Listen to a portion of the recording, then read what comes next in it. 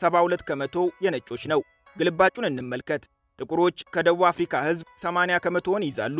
በጥቁሮች ባለቤትነት የተያዘው የአገሪቱ መሬት ግን 4 ከመቶ ብቻ ነው። ኔልሰን ማንዴላ የአፍሪካ የነጻነት አባት፣ ይቅርባዩ መሪ፣ የሰላም ኖቤል አሸናፊ እየተባሉ ሲንቆለጳጳሱ ሰምተዋል። ምክንያቱ ይሄ ነው። ኔልሰን ማንዴላን ከአፍሪካ ነጻነት ጋር የሚያገናኛቸው ቅንጣት እውነት የለም። እንኳንና ለአፍሪካ 27 ዓመታትን በእስር ላሳለፉላት አገራቸው ደቡብ አፍሪካም ቢሆን እንደምታዩት ነጻነትን አላቀዳጁም። ማንዴላን የአፍሪካ የጥቁር ሕዝቦች ትግል ተምሳሌት አድርገው የሳሏቸው ምዕራባውያን ናቸው።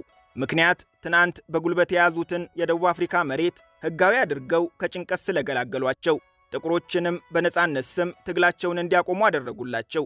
የማንዴላ የነጻነት ትግል ውጤት ከሆኑት መካከል የጥቁር ዘር ዝር የማይልባት ይህም በሕግ የተደነገገባት ጥቁር ደቡብ አፍሪካውያን ከአካባቢው ተባረው የተመሠረተችውን ኦሬኒያ ከተማ ልናያት ነው። እዚህ የመኖር ብቸኛው መብት ያላቸው ነጮች ናቸው። አፍሪካነርስ ይባላሉ። ከእንግሊዝ በፊት ደቡብ አፍሪካ የገቡ የዳች ቅኝ ገዢዎች ናቸው። ማንዴላ ራሳቸው እዚህ መጥተው ከመስራቾቹ ጋር ተገናኝተው ከተማዋን ለነጮቹ መርቀውላቸው ነው አሉ የሄዱት። ኦሬኒያ በመሃል ደቡብ አፍሪካ ኖርዝ ኬፕ እየተባለች በምትጠራው ግዛት ከኬፕ ታውን በስተ ሰሜን ምስራቅ በ871 ከፕሪቶሪያ በስተ ደቡብ ምዕራብ በ680 ኪሎ ሜትር ርቀት ላይ ነው የምትገኘው። ኦሬንጅ ሪቨርን ታካ የተመሠረተችው ከተማ በ1991 ማለትም ደቡብ አፍሪካ ነፃ ከመውጣቷ ከ3 ዓመታት በፊት ነው የተቆረቆረችው። ዓላማውም ነጭ ኔዘርላንዳውያን ቅኝ ገዢዎች ከወንጀለኛ ጥቁሮች ርቀው ባህል፣ ቋንቋና ሃይማኖታቸው ሳይበረዝ በነፃነትና በሰላም የሚኖሩባትን ከተማ መፍጠር ነው።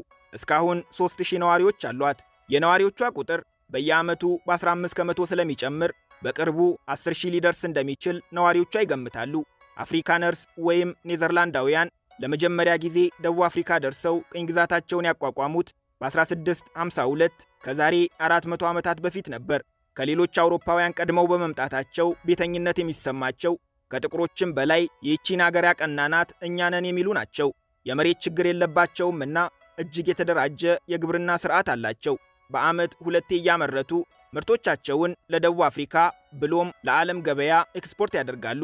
የደቡብ አፍሪካን ራንድ ላለመጠቀምም በከተማዋ ግብይት የሚፈጸመው እነሱ ኦራ ሲሉ በሰየሙት የራሳቸው የገንዘብ ኖት ነው። ኦራ ከደቡብ አፍሪካው ራንድ እኩል ዋጋ አለው። ኦራን የፈጠርነው አንድም ከኦራኒያ ውጪ ስለማያገለግል ገንዘባችንን ከዘራፊዎች ለመታደግ፣ ሁለትም እኛ በኦራ ስንገበያይ እውነተኛው ገንዘባችን በባንክ ስለሚቀመጥ ከወለዱ ለመጠቀም ነው ይላል።